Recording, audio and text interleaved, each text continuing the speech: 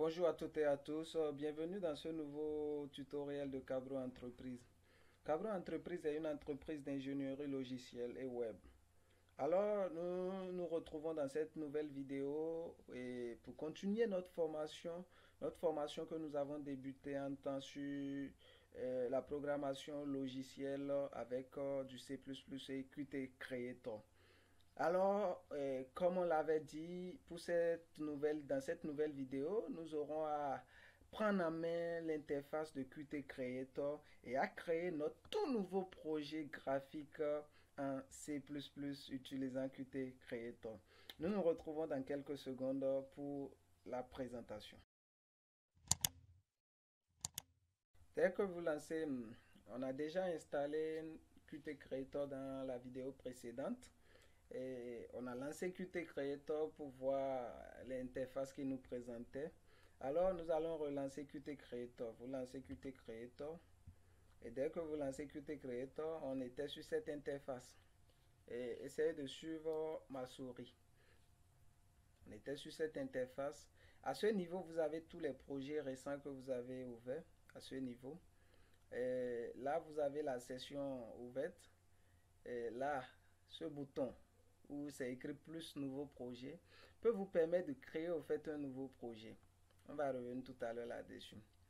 Ce bouton où c'est écrit ouvrir le projet, quand vous cliquez là-dessus, vous pouvez avoir accès à votre poste de travail, c'est-à-dire à votre ordinateur, et aller choisir maintenant un projet, d'accord, et l'ouvrir simplement. Peut-être que vous avez déjà conçu une fois un logiciel avec du C++ et vous voulez maintenant l'ouvrir. Peut-être que vous avez réinstallé votre ordinateur. Peut-être, il y a un ensemble, de possibilités qui peuvent vous pousser à ouvrir un nouveau projet. Et là, je vais venir sur ces éléments. Là, c'est le menu. Vous cliquez sur fichier. Vous pouvez créer aussi un nouveau projet. Là, vous avez un nouveau fichier ou projet. En cliquant là-dessus, vous pouvez ouvrir. Donc, je ne vais pas vous apprendre ici l'utilisation d'un logiciel, mais il vous suffira juste de naviguer entre ces menus-là et de voir les sous-menus, ce que les sous-menus vous proposent, d'accord? Et avec ça, vous pouvez faire deux, trois petites recherches sur Google pour voir comment ça se passe. Vous voyez? Et là, ceux qui vont nous intéresser ici principalement, c'est là, l'exemple. Quand vous cliquez sur exemple par exemple, on va cliquer.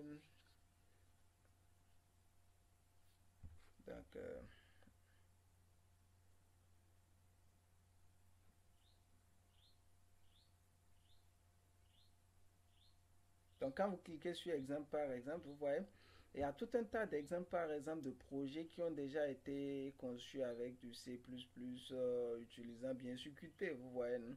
Il y a des exemples de projets, si vous êtes bloqué, vous pouvez aller fouiller dedans et voir les exemples peut-être, je sais pas, et vous fouillez dedans, vous essayez de voir, ok, voilà comment eux avaient procédé, comment moi je vais procéder pour avancer un peu plus vite. Il y a un tutoriel aussi qui est là, nous n'allons pas nous préoccuper de lui. Donc je vais revenir sur projet là. Au niveau du projet, nous pouvons cliquer sur, on va créer un nouveau projet, on clique sur nouveau projet. Dès qu'on clique sur nouveau projet, là il nous présente plusieurs modèles. Il nous présente plusieurs modèles. Nous avons ici les projets de type application, librairie, autres projets, d'accord, nouveau projet Qt Project, importe, il y a plusieurs. Celui qui va nous intéresser ici, c'est les projets de type application. Donc, il est coché par défaut, c'est lui qui est en bleu là. Et nous venons dans cette zone-là. Dans cette zone, on peut encore créer plusieurs projets de type application. Ceux qui vont nous intéresser ici, c'est les projets Qt avec WhiteGate. Les WhiteGate, c'est quoi? En fait, c'est des fenêtres, c'est des objets en gros. D'accord? Donc, Qt avec WhiteGate, c'est lui on va choisir. D'accord? Les autres, ne vous préoccupez pas d'eux. Si nous avons le temps, et nous pouvons relancer une nouvelle vague de formation où nous allons parler peut-être des autres. D'accord? Mais pour le moment, nous préoccupons en fait de la conception, du développement graphique avec du C++ et Qt Creator. D'accord? Et comme je l'ai dit, si nous avons du temps, nous sommes préoccupés par le développement de certains projets actuellement, ce qui nous prend beaucoup plus de temps au bureau. Mais si nous avons du temps, on va revenir sur d'autres formations pour vous accompagner au quotidien. Donc là, on clique une fois sur Qt, application Qt avec WhiteGate. On vient là, on clique sur Choisir. Il y a une nouvelle interface qui se présente. Là, il nous demande le nom du projet. Au niveau du nom du projet, je peux changer. Je vais nommer ça comme tutoriel. Je vais créer tutoriel. D'accord? Le nom du projet tutoriel. Là, il nous dit créer dans. C'est l'emplacement où sera sauvegardé le projet. Par défaut, ici, c'est dans mes documents à moi. Donc, je peux garder ça comme ça. Je fais suivant. Voilà. Et voilà un élément très important. Dès que vous êtes à ce niveau, et c'est comme ça, aucun kit n'est installé. Par exemple, là, il ne vous présente pas le WinGW 32 bits. D'accord? Bon, ça peut être 64 bits, c'est pas un souci. De toute façon, il ne vous présente pas le kit desktop WinGW. Alors, sachez que vous avez soit mal installé Qt Creator, soit votre système d'exploitation est en train de bloquer certaines choses et il faudra aller impérativement régler ce problème. Sinon, vous ne pouvez pas compiler. Au fait, c'est notre compilateur actuellement. Vous suivez? Donc là, vous avez vu, il n'a pas pu charger, au fait, configurer, au fait,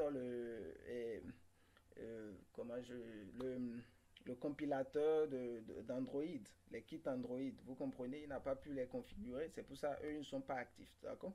Mais dès que je vais vouloir, par exemple, faire de la programmation Android avec du Qt, avec Qt, je serai obligé d'aller configurer ces kits Android, d'accord? Et là, je pourrais souvent cocher ici, choisir le kit Android, tout ce que je veux. C'est pas ça qui nous intéresse. Là, ce qui nous intéresse, c'est le WinGW, d'accord?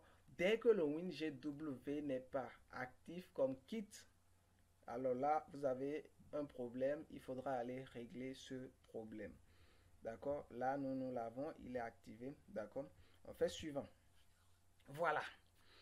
Je vous avais demandé, j'avais demandé à ce que chacun aille réviser ses cours de programmation orientée objet, la notion de classe et autres. De toute façon, on va brosser ça dans le tutoriel qui viendra après.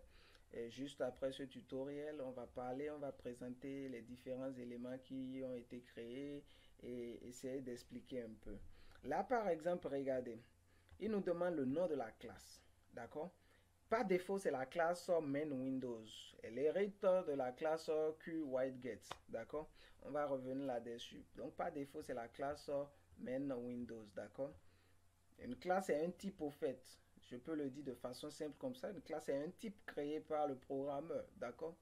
De façon simple. De façon simple comme ça. D'accord? Et pour ne pas aller en profondeur. D'accord? Allez relire vos cours ayant trait aux classes, c'est-à-dire beaucoup sur la programmation orientée objet et tout. Donc là, je vais effacer, je peux nommer la classe par exemple euh, première classe, c'est un exemple. Je mets ça comme ça pour vous présenter l'erreur là. D'accord, première classe. Vous avez vu, à cause de l'espace que j'ai créé ici, d'accord, il me dit non que ça ne peut pas aller. Donc, quand vous voulez mettre plusieurs mots, d'accord, soit vous les séparez par des underscores comme ça, soit vous effacez et vous créez votre propre nomenclature, d'accord, en mettant peut-être un C majuscule, en séparant le premier mot, d'accord, du premier mot par une lettre majuscule au début du second mot, d'accord. À vous de voir. Créez votre propre nomenclature, mais évitez les caractères accentués, évitez les espaces. Donc là, ça fait première classe, d'accord? C'est le nom de ma classe, d'accord? Par défaut, il me crée un fichier d'entête, il me crée un fichier source et il me crée un fichier d'interface, d'accord?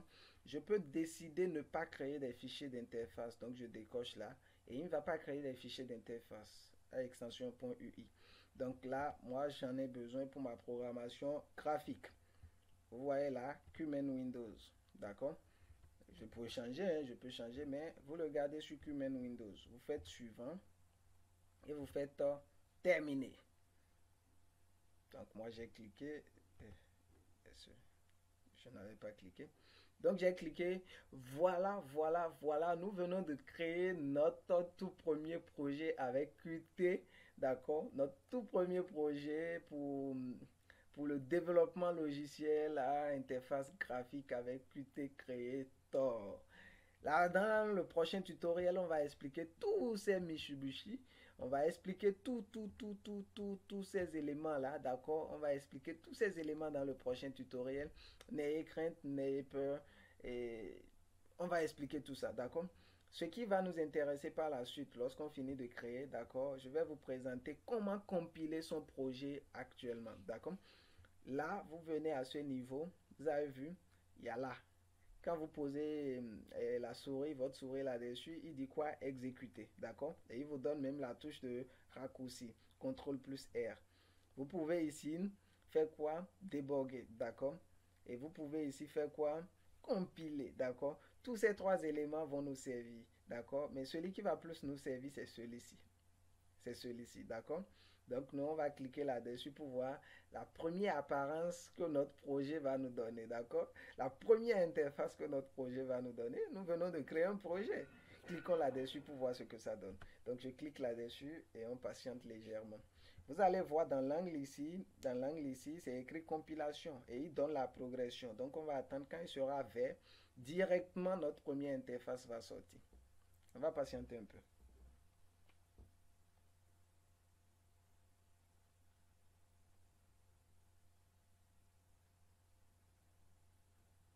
Je tiens à préciser que lorsque c'est la première compilation, ça prend toujours un peu plus de temps.